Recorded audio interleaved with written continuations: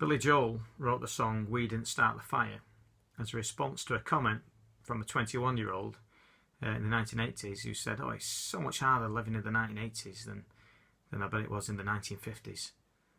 So he thought, well, I was born in 1949, and he wrote down and chronicled all the things that had happened and the things that people had to endure and go through, just to press home the fact that no, it wasn't easier in the 1950s at all than the 1980s. Well, this was the 80s where this story takes place that we're going to look at today. It was the 580s, 580 BC. And it was hard, especially for these three, Shadrach, Meshach and Abednego. I've written Meshach and Benny down here because I got fed up of trying to spell Shadrach, Meshach and Abednego. And of course, I don't know if you ever watched the VeggieTales, but Meshach and Benny is what they're called in the VeggieTales version of this, the kids-friendly show. But really, they weren't even called Shadrach, Meshach and Abednego. That was the names given to them by Nebuchadnezzar. They were called Hananiah, Mishael and Azariah. So I suppose we should probably call them that. I won't, because I don't want to confuse you. But I mean, Daniel got to keep his real name, didn't he? He doesn't get referred to as Belteshazzar all the way through the book of Daniel. So just be mindful that Hananiah, Azariah and Mishael are their real names. But, these guys were going through a difficult time here. When they were faced in this standoff that we're going to look at with Nebuchadnezzar, they may have even said these words: "We didn't start the fire. We didn't start this fire of persecution, It's always been burning since the world was turning. You didn't even start this fire, Nebuchadnezzar. This is an ongoing battle since the beginning of time between the devil and God, between the people of God and the people of the world. And it's been raging, and this is another one of those standoffs. Who's going to win? Who's going to win? Well, this is an unusual story. And let me tell you what normally happens by telling you, what happened to the disciples. Because of the disciples, only John appeared to have died naturally at an old age. After years earlier, he'd been thrown into boiling oil in Rome and escaped miraculously unhurt. But all the others were martyred. James was the first martyr. He was beheaded in Jerusalem in Acts chapter 12. And I thought, what happened for the rest? We have to rely on church tradition. So I did a bit of research, and this is what I came up with. It's that Paul was beheaded. Peter was crucified upside down, both in Rome, around 66 AD by Nero. Andrew was crucified near Russia. Thomas was pierced through with the spears of 4 soldiers. Philip in Turkey. I've been to his grave. He led the wife of a Roman proconsul to the Lord. In retaliation, the proconsul had Philip put to death. Matthew was stabbed to death in Ethiopia. Bartholomew was martyred. James, son of Alphaeus, was stoned and then clubbed to death in Jerusalem. Simon the Zealot and Thaddeus were killed in Syria after refusing to sacrifice to the sun god. Matthias was burned to death. So that's what normally happens. But what happens to these three guys, Shadrach, Meshach and Abednego, we've got to remember is not the norm. I think I've also, by going through this, I've dispelled the myth that, everything's easy once you come to God. It's not. It's not all honey, no bees, no work, all ease. Standing up for God is dangerous business. And we pray, don't we, in the Lord's Prayer, deliver us from evil. Well, ultimately He will. But sometimes it results in earthly death first. So let's look at this unusual story, which remember is not the norm. So we can turn in your Bibles to Daniel chapter 3. Whenever I'm watching the TV or a film, my interest pricks up when I see at the beginning, based on a true story or inspired by real events. I know there's some element of truth in it, so I get excited. But this book, the Bible, it is the absolute truth, and that's why I love reading the Bible. Because in a world that's full of spin, full of political spin even at worst fake news, here we have the absolute truth. And it's just great to rest on something that there's no word of a lie in it. So let's dive in, shall we, into the depths and the riches of God's fantastic word. So Daniel chapter 3, starting at verse 1. King Nebuchadnezzar made an image of gold whose height was 60 cubits and its breadth 6 cubits, and he set it up on the plain of Dura in the province of Babylon. And I wonder whether he was, trying to prolong his golden kingdom.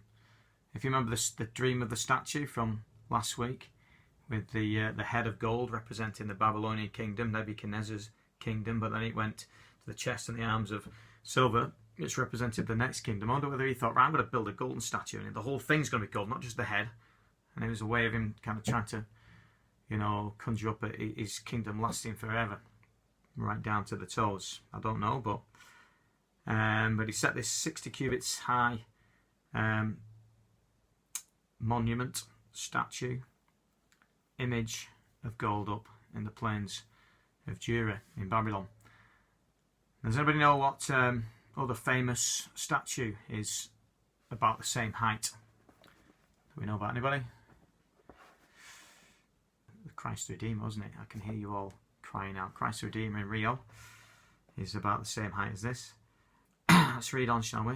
Then King Nebuchadnezzar sent to gather the satraps, the prefects and the governors, the councillors, the treasurers, the justices, the magistrates and all the officials of the province to come to the dedication of the image that King Nebuchadnezzar has set up. So it's only the high up officials, isn't it? So being high up has put them in the spotlight.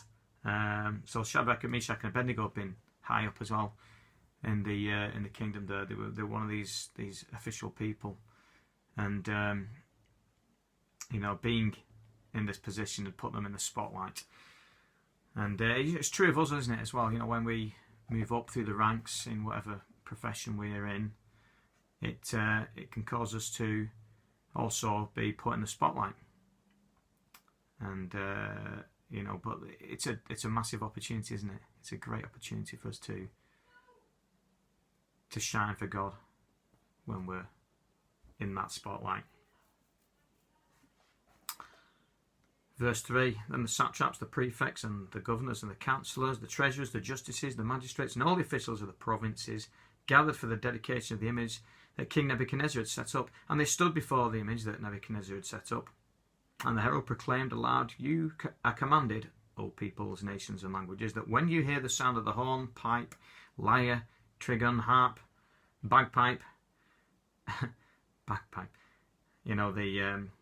it's said of the bagpipes that the Irish gave the bagpipes to the Scottish as a joke, but the Scottish didn't get it. Terrible noise, isn't it? Anyway, and every kind of music, you are to fall down and worship the golden image that King Nebuchadnezzar set up. And whoever does not fall down and worship shall immediately be cast into a burning fiery furnace. Therefore, as all the peoples heard the sound of the horn, pipe, lyre, trigon, harp, bagpipe, and every kind of music, all the peoples, nations, and languages fell down and worshipped the golden image that King Nebuchadnezzar had set up. Therefore, at that time, certain Chaldeans came forward and maliciously accused the Jews. They declared to King Nebuchadnezzar, "O king, live forever. Your king have made a decree that every man who hears the sound of the horn, pipe, lyre, trigon, harp, bagpipe, and every kind of music shall fall down and worship the golden image. And whoever does not fall down and worship shall be cast into a burning fiery furnace. There are certain Jews whom you have appointed over the affairs of the province, Babylon, Shadrach, Meshach, and Abednego. These men, O king, pay no attention to you. They do not serve your gods or worship the golden image that you have set up." Then Nebuchadnezzar, in furious rage, commanded that Shadrach, Meshach, and Abednego be brought. So they brought the men before the king. Nebuchadnezzar answered and said to them, "Is it true, O Shadrach, Meshach, and Abednego, that you do not serve my gods or worship the golden image that I have set up? Now if you are ready, when you hear the sound of the horn, pipe, lyre, trigon, horn, bagpipe, and every kind of music, to fall down and worship the image that I have made, well and good. But if you do not worship you shall immediately be cast into a burning fiery furnace. And who is the God who will deliver you out of my hands? You know, I love how this is a question. You know, it leaves the outcome open-ended, doesn't it? Who is able to deliver you out of my hands? Even though really in Nebuchadnezzar's mind there was no question. He didn't expect any kind of deliverance whatsoever. But I love the way it's phrased as a question. He invites something unusual to happen. Shadrach, Meshach and Abednego answered and said to the king, O Nebuchadnezzar, we have no need to answer you in this matter. If this be so, our God whom we serve is able to deliver us from the burning fiery furnace, and he will deliver us out of your hand, O king. But if not, be it known to you, O king, that we will not serve your gods or worship the golden image that you have set up.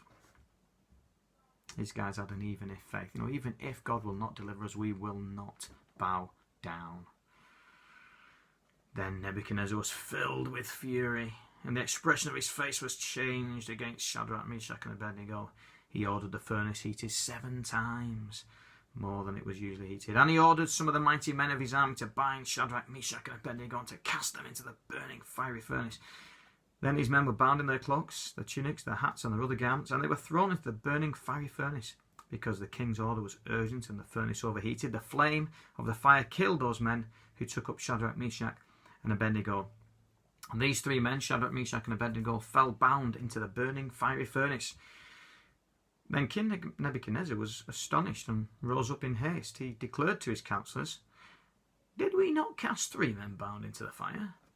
They answered and said to the king, True, O king. He answered and said, But I see 4 men, unbound, walking in the midst of the fire, and they are not hurt. And the appearance of the 4th is like a son of the gods. Then Nebuchadnezzar came near to the door of the burning fiery furnace. He declared, Shadrach, Meshach and Abednego, servants of the Most High God, come out and come here. Then Shadrach, Meshach and Abednego came out from the fire, and the satraps, the prefects, the governors and the king's counsellors gathered together and saw that the fire had not had any power over the bodies of those men. The hair of their heads was not singed. Their cloaks were not harmed, and no smell of fire had come upon them. And that, I think, is the last one that amazes me. You know, just a couple of weeks ago, the deputy head at our school, which was helping the reception class with a outside fire, toasting marshmallows and making s'mores or whatever. And you know, when she came back in from that short time outside, she absolutely stunk of smoke. In fact, you know, if you needed to speak to her for something, you knew exactly where to find her, because you could just follow the smell of smoke down the corridors down into the room that she was in. It was that strong. But here, Shadrach, Meshach and Abednego, they don't even smell of smoke. It's just amazing. Verse 28, Nebuchadnezzar answered and said, Blessed be the God of Shadrach, Meshach and Abednego, who has sent his angel and delivered his servants who trusted in him, and set aside the king's command and yielded up their bodies rather than serve and worship any god except their own God. Therefore I make a decree, any people, nation or language that speaks anything against the God of Shadrach, Meshach and Abednego shall be torn limb from limb, and their houses laid in ruins, for there is no other God who is able to rescue in this way. And the king promoted Shadrach, Meshach and Abednego in the province of Babylon. You know, when I imagine that scene there with Shadrach, Meshach and Abednego, and you can see some of the officials, you know, everybody bowing down, worshipping this image of gold. And there's just 3 people stood up. Across that whole swathe of people, there's just 3 stood up. They must have stood out like sore thumbs. And, you know, it's that's what we're supposed to do, isn't it? As Christians, we're supposed to stand out like sore thumbs.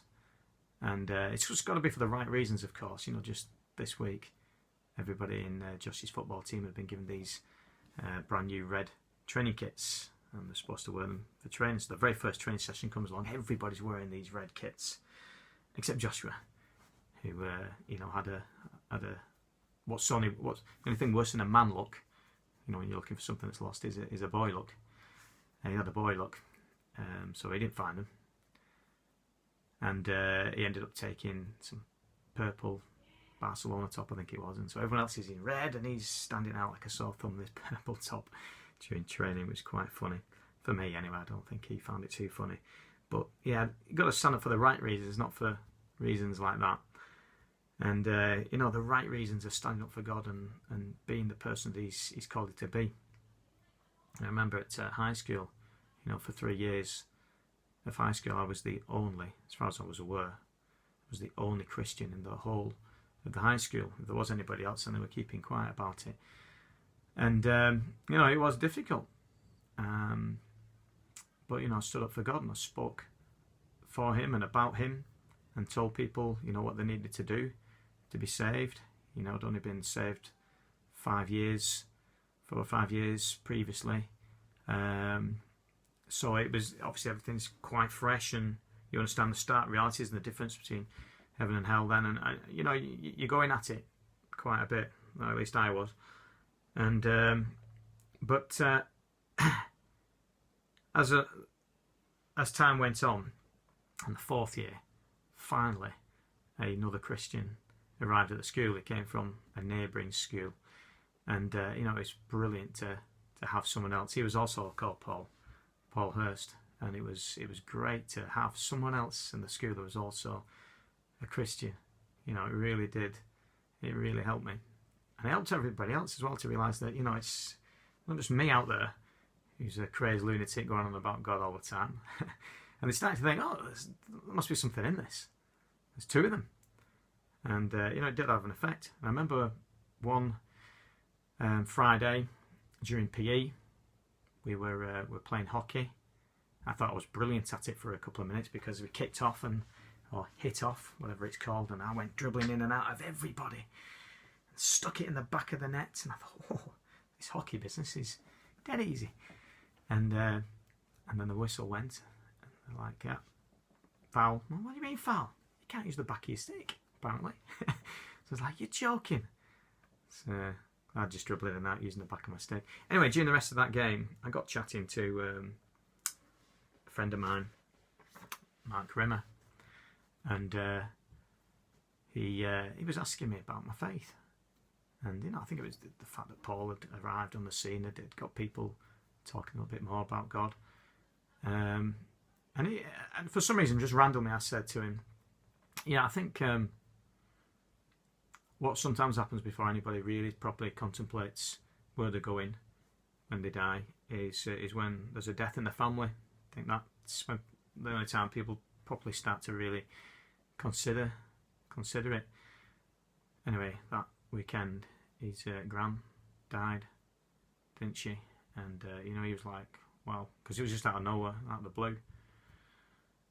And on Monday, you know, he got chatting to Paul, the only other Christian in the school there, and he became a Christian, you know, and it was brilliant. But, you know, this is what we're supposed to do. We're supposed to stand out, even if we're the only Christian in the school. You know, the only Christian in the workplace was called to not keep quiet and keep our heads down. We're supposed to stand out for God, and that's what holy means. You know, we're set apart. That's what we are called to do by God. Now, D.L. Moody said, no one can be true to God and live for him without at some time being unpopular in this world. You know, so if you've never been unpopular, you know, clearly you mustn't have been standing up for God. You know, people probably, you know, would have offered advice to Shadrach, Meshach and Abednego at that time. Maybe other Jews probably said, oh, you know, just, you know, you've seen the consequences of what's going to happen to you if you bow down. Just, you know, bow down physically, you know, in body, but in spirit, you know, you're not. You're resisting in spirit, and you're not actually bowing down. You know, no one will notice. The problem is God will notice, and that's who we should be seeking to please. When we know that God is intensely fixing his gaze upon us at all times, you know, how much more should we be people who please him rather than people who please men? These guys, Shadrach, Meshach and Abednego, They were not afraid to pass from the presence of the king of Babylon into the presence of the King of Kings. They were not afraid. You know, if we were such people of God today who were as brave and fearless, you know, we would change the world. We would change the world. They faced death, but they stayed true to God. You know, the disciples 600 years later would do the same, as we already read and found out about what kind of grisly ends they had. They went to their deaths. And you know, I used to say, when I was evangelising to people, no one dies for a lie. And obviously I had to change that, because people in different religions around the world do die for a lie. You know, people blow themselves up in terrorist suicide bombings, and you know, they die for a lie, and because they, you know, they think they're going to be promised with great pleasures when they get to heaven for becoming a martyr for their faith.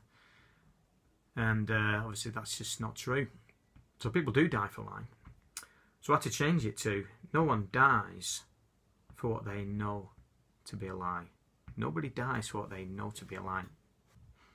Now I think the biggest proof that Jesus rose from the dead is the change that happened in these disciples. You know, they were fearful. They were running. They were running scared. They were hiding. They were afraid that the same outcome that happened to Jesus would happen to them. Then all of a sudden something happened to them. They changed. And they went to their deaths proclaiming that Jesus was risen. Now if they'd hidden the body, you know, and faked the whole thing, when it came to it and they were told to renounce Christ or die, they would have said, oh, okay, yeah, it's we didn't, I'll tell you where we buried his body, yeah, it didn't really happen. But every single one of those disciples went to their deaths. Why? Because nobody dies for what they know to be a lie. It was the truth. They had actually seen Jesus risen from the dead. And then filled with the Spirit, they went out and they told everyone about it. You know, when we look at this passage and we see that Shadrach, Meshach and Abednego go into this fiery furnace, and the only thing that happens to them is that the ropes that they were bound with get burned off and they're free. And D.L. Moody says this: "It does my heart good to think that the worst that the devil can do is to burn off the bonds of God's children. If Christ is with us, the direst afflictions can only loosen our earthly bonds and set us free to soar higher." You know, what a great quote that is. You know, it's true. You know, whatever he can throw at us, it doesn't enslave us. It just sets us freer because we rely on him, rely on God and his saving grace. And here, you know, in this wonderful scene, Jesus leaps from heaven down to earth to be with these three children of God, as he has done for many a martyr. But you know, on this occasion it was to save them, not just to be with them, it was to save them. That famous passage in Isaiah chapter 43 verse 2, you'll know it well, I'm sure. "When you pass through the waters, I will be with you, and through the rivers, they shall not overflow you. When you walk through the fire, you shall not be burned, nor shall the flame scorch you." You know, that verse, you know, it literally has a fulfillment. When you pass through the waters, the children of God passed through the waters of the Red Sea unharmed. And through the rivers, they shall not overflow you. The river Jordan did not overflow them. It was stopped up so they could get past. And when you walk through the fire, you shall not be burned. And here we get Shadrach, Meshach and Abednego going through these flames and not even being burned. Luke 12:7 says, "Indeed, the very hairs of your head are all numbered." You know, the hairs was not even singed. But you know, this when I read that first, I assumed it meant, you know, it's been counted. The number of hairs on our head has been counted, and Obviously not as many. It's not going to take as long to count my head compared to some people's. But no, it says numbered. That means every single hair has a number. This morning when I was, brushing my hair, number 187 and 532 fell out on the floor. God knew about it. That's how much his gaze is intently fixed upon us. But there's something else about this passage which I absolutely love. And that's this. That the place of punishment became the place of salvation. We see this all through the Old Testament, don't we? We see Jesus all through the Old Testament. Last time I spoke back in March, before lockdown, we were looking at Elisha, and when we were in Kings, and we saw how his life was so similar to the Lord Jesus's. And Jesus repeated a lot of the miracles that Elisha did, but on a grander scale and with instantness. But this time Jesus actually turns up, and we see the cross. We see the cross prefigured in the sense that here in this fiery furnace, which was supposed to be a place of punishment for not worshipping Nebuchadnezzar's image, we see salvation as Shadrach, Meshach and Abednego are saved from harm by Jesus. The place of punishment became the place of salvation, and Jesus was right there with them in the midst, with his arms outstretched, gathering them in, keeping them safe from those flames. There's coming a day when Christians, maybe even us, if it comes sooner, will have to make a stand like these three did.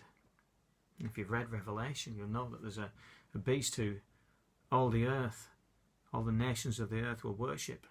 And we are called not to bow down and worship him. We need to be prepared for that day. If it doesn't come soon, we need to prepare our children. And we need to make sure that our children prepare their children to stand up for God and stand out for him no matter what. He's the one to be feared, not the devil, not the nations of the world, not the people of the earth. We fear God. We fear God alone. And if we instill that in ourselves and instill that in our children and instill that in our children's children, then they too will stand up when they are told to bow down. Only worship God. Ian Jones, the great theologian, youth leader, house group leader, said this while I was on a walk with him and our dogs. He said, saved is used in the Bible as a present and a future tense far more than it is a past tense. That word saved, it sounds like a past tense word, doesn't it? But it's more of a present and a future tense word. And Paul backs this up in Corinthians when he says, he speaks of those who are being saved in 2 Corinthians 2:15, in the present continuing tense. And then again in Romans chapter 13 verse 11, Paul again says, our salvation is now nearer than when we first believed. Well, I was saved 38 years ago. So, how can that be? Well, it's because our ultimate salvation, the ultimate moment of our salvation is really when we pass from this life to the next. And that is when we go from this earthly body that's corrupt and sinful and decaying, to that glorious body which has got no decay in it and will never rot and is holy and pure. And that's our ultimate salvation. And that day is getting nearer, isn't it? And if going through the book of Kings in the Bible has taught us anything, it's taught us that it's all about finishing well. How many of those kings, started off great but lost their way, finished badly, and it's like a stain on their time as king. How many started off badly but then brought it around and turned it around and finished well? think of Manasseh. And that's what it's all about. It's all about. It's now you start. It's now you start the race. It's how you keep going, and it's how you finish. These guys, they had an even if faith. They had an even if God doesn't rescue us, we will stand firm. And even if God doesn't deliver, God is still good. And knowing Him and His attributes, it gives us peace. So what's your faith like? Is it like, these three? Shadrach, Meshach and Abednego? Are you going to follow no matter what, just like they did? Are you the kind of person who expects deliverance at every turn? And when things don't turn out right, your faith suffers. Well, let me encourage you with a little illustration. It comes from my all-time favourite preacher, who's now in glory, an American called Ron Dunn. And he was out visiting up in the northern, he's from Texas, down south where it's a lot warmer, but he was visiting his friend up in the north of America, where it gets a lot colder in the winters. And they went out for a drive on Sunday afternoon to see all the frozen lakes around there. And when those lakes freeze over, they properly freeze over. So anyway, they parked up by one of them, and his friend said to Ron, go and have a little walk on the ice. He was like, are you sure? Yeah, it's fine. Proper solid. So he went out and had a very nervous, tentative walk along the edge of the shore, and then got back to land and got back in the car, and off they drove. Anyway, they was driving past another lake. Ron couldn't believe what he saw, because right out there, not near the shore, but right out in the middle of that lake, there was a guy there, and not only was he just out there, he'd actually cut a hole in the ice, and he was sat there on a crate fishing. And Ron was like to his friend, wow, that guy's got amazing faith in the ice.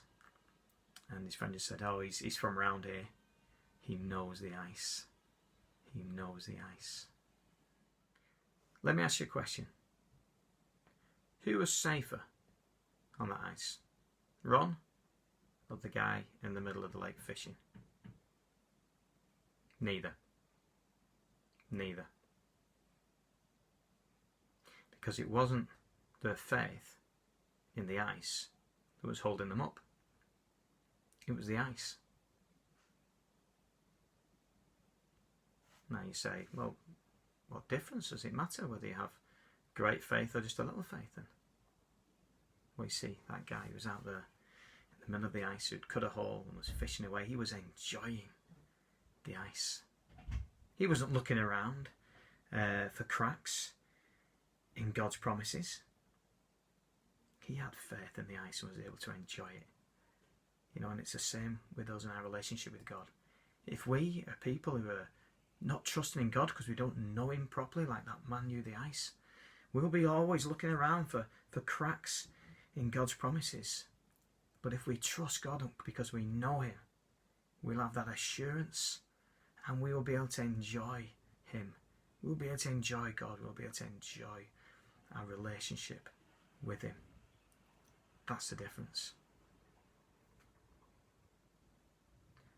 So I ask you to put your trust in God. Put your faith in Him. Speak out for Him. Stand up for Him. Stand out for Him. Nobody can ultimately touch you. Let me just finish with a few words that will cause us to remember just how important it is to go with God and not with the world. I just read these this week. Psalm 27 and Psalm 33. The Lord is my light. The Lord is my light and my salvation. Whom shall I fear? Let all the earth fear the Lord. Let all the inhabitants of the world stand in awe of Him. For He spoke and it came to be. He commanded and it stood firm. Behold, the eye of the Lord is on those who fear Him, on those who hope in his steadfast love, that he may deliver their soul from death and keep them alive in the famine. Shall we pray? Heavenly Father, we thank you that you are greater than all our problems. We thank you that we can put our faith in you. Help us to have that faith in you that goes through fire, that goes through the waters, that trusts in you, knowing that you will be with us no matter what. And Lord, I pray that you would deliver us from evil. Make it so the enemy cannot get at us, and that we can be a great witness to you in this world that is falling away from you rapidly. Help us to shine for you, that many will see and hear of your greatness. We ask this in Jesus' name. Amen.